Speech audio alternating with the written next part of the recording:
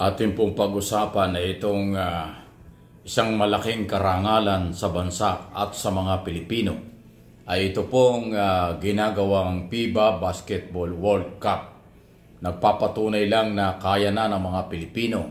May venue, may mga accommodation, maayos ang security, maayos ang pakikitungo ng ating mga kababayan sa ating mga bisita na nanggaling po kung saan-saan na mga bansa. So ito'y isang magandang promotion, isang magandang pagkakataon na maging proud tayo mga Pilipino dahil tayo ay pinagkatiwalaan nila ng mga bansang membro ng FIBA. Pangalawa, kaya palang i-handle ng Pilipinas.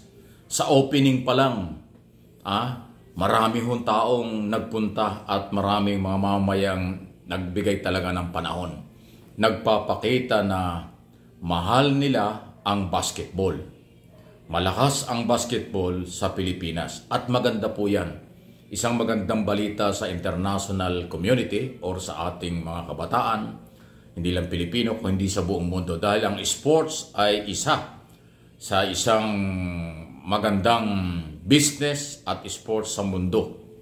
Dahil nga ho sa National Basketball Association, European Basketball at iba-iba pang mga organization sa buong mundo.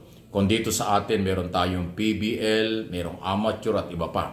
Nagpo-promote yan. At dito ho sa ginagawa na FIBA, na tayo isa nga po sa mga napiling lugar, atin pong ipagmalaki ito at mula umpisa hanggang sa matapos atin pong ipakita ang ating pagkakaisa at pagmamahal sa basketball. At respeto sa mga bisita. Yun po yung mahalaga. Mukhang balita ko, nag-i-enjoy sila sa mga Filipino food, yung mga pagkain ng Pilipino. Kahit yung mga US team na hindi sanay sa mga Filipino food, na kumakain sila. Okay, at yung ibang lahi, ganon din. So, yung ibang mga ibang team o delegado ng iba-ibang bansang yan, yung iba nagpunta na rito ng mga nakaraan. So, alam na nila. Pero yung first time na pumasok dito, nangangapa o ibig sabihin nababaguhan pero nag-i-enjoy sila dahil napakainit ng pagtanggap ng mga Pilipino. Dahil nga po basketball. Nangungunang sport sa bansa ang basketball. So, itong ipinakita ng nasuporta ng mamamayang Pilipino, hindi lang ho taga Metro Manila o hindi saang lugar. May mga nanggaling po ng probinsya, nagpunta ng Metro Manila, nagpunta ng Bulacan, dyan sa pinakamalaking Philippine Arena na may pagmamalaki natin na kahit na po yan ipag-aari ng pribadong sektor, pero malaki at hindi pangkaraniwan. Isipin mo, naglalaman pala yan ng mga 55,000 capacity yung taong laman. Mas malaki pa yan sa mga ibang coliseum o venue ng NBA. Kasi sa NBA, may mga lugar na mga 20,000 lang ang laman eh.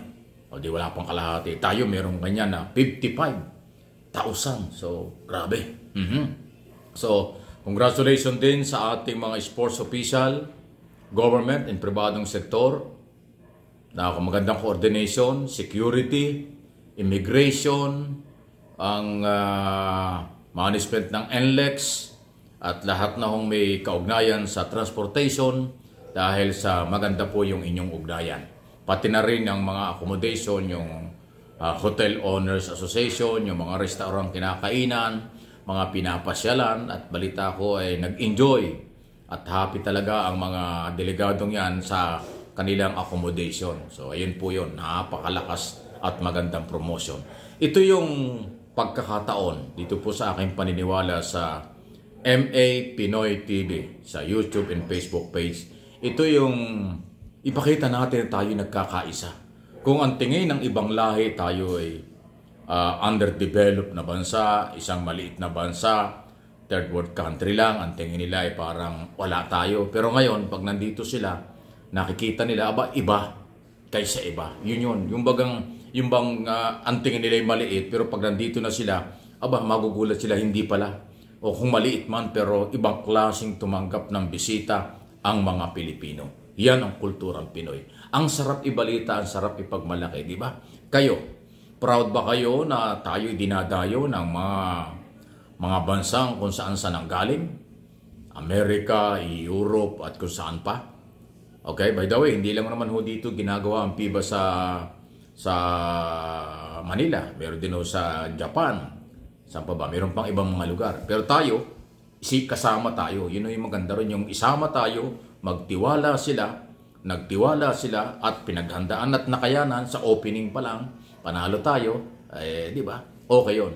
Panalo tayo dahil naipakita natin ang mainit na pagsalubong. Panalo tayo dahil tayo po ay pinagkatiwalaan niya. Yun ang importante ron. Napakalaking business nun. Napakalaking karangalan at malaki din pong promotion sa ating bansa. Kaya buhay na buhay ang promotion ng Pilipinas dito ho sa FIBA Basketball World Cup. At ang Department of Tourism hindi na mahirapan. Ang laki ng tulong sa kanila na i-promote ang bansa. Yung mga delegado na nagpunta rito, sila na yung makakapagkwento anong meron sa Pilipinas, anong meron sa Manila, anong ugali meron ang Pilipino. Ayun yun. Di ba? Kaya sana, yan po ang ating hiling dito sa channel na ito. Mula nag-umpisa kahapon at tuloy-tuloy hanggang sa matapos, sana po ay yung kapayapaan at kasiyahan lang. At yung iba, medyo talagang pinaghandaan talaga ito. Sipin mo, 25,000 ang pesos ang bayad sa opening. Doon sa pinakamalapit, conforme sa layo yan, kung magkano. Sa Araneta, ganun din. Magbabayad din po kayo kung magkano man yan. Sa Mall of Asia, ganun din. Kasi 3 venue yan eh.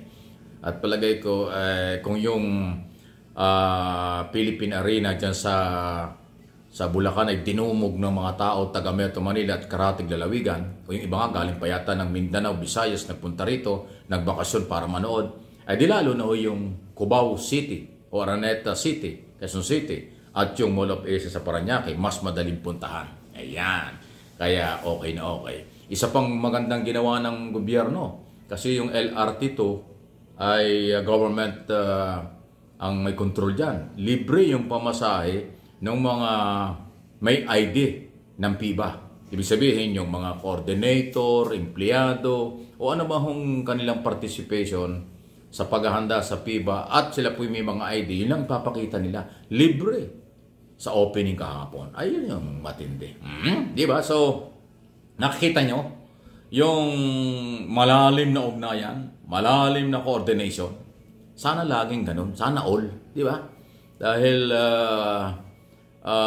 napakagandang ipagmalaki.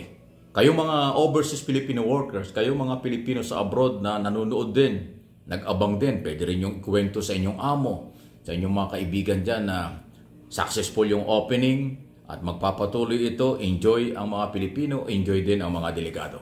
Di ba? Yun po yun. Huwag nating ikakahiya ang ating kakayanan, ang ating pagkakaisa, at ang ating bansa, lalo na ang Mega Manila. Yun lang yun. Maging proud ka tayo bilang Pinoy.